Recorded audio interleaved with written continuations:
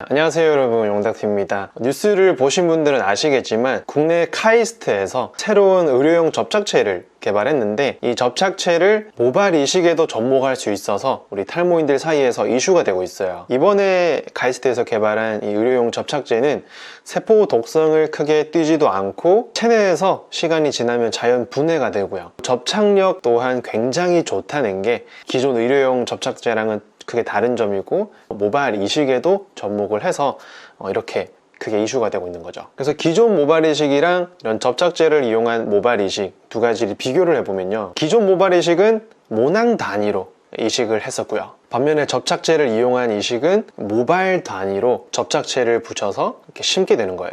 모발만 있으면, 머리카락만 있으면 언제든지 이식이 가능하니까 계속 반복해서 이식할 수가 있고요, 뒤쪽에서 모발을 채취하는 과정이 생략이 되니까 환자 입장에서도 장점이 되게 많아 보여요. 머리가 자라지 않는다는 큰 단점도 있긴 하지만요. 그래서 해당되는 논문을 제가 직접 찾아서 한번 쭉 봤는데, 이 접착제가 어떻게 이렇게 강한 접착성을 가지게 되는지, 또 어떤 것들을 이제 조합을 결합을 해서 발명했는지 이야기가 나와 있고요.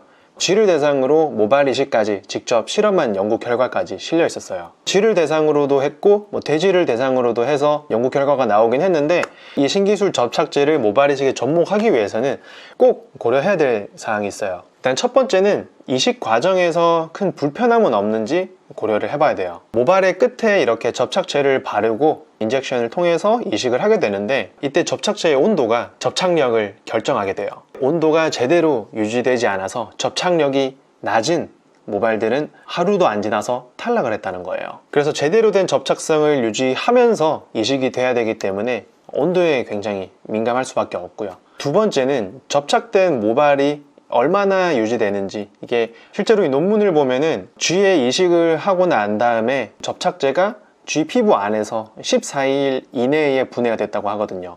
실제로 이 뉴스 기사를 보더라도 오래 유지되지 않았다고 해요. 그러면 접착제가 분해되기 전에 두피에 있는 조직들이, 세포들이 서로 엉겨붙어서, 모발이랑 엉겨붙어서 모발을 고정해주지 않을까, 그렇게 생각하실 수도 있는데, 어떤 특정한 결합을 하지 않는 물질끼리는 아무리 시간이 지나도 서로 붙지 않아요. 그래서 우리 모발들이 계속 빠지는 거고요. 그래서 결국은 이 접착제가 분해가 되는 시간 동안 모발이 유지가 될 거고, 외부적인 자극이나 물리적인 자극에 의해서 결국은 짧은 시간 안에 다 빠질 거라는 거죠. 빠지면 또 그때 심으면 되지 않냐 생각하실 수도 있는데, 몇 개월에 한 번씩 계속 심으라고 하면 아마 절대 못 하실 거예요.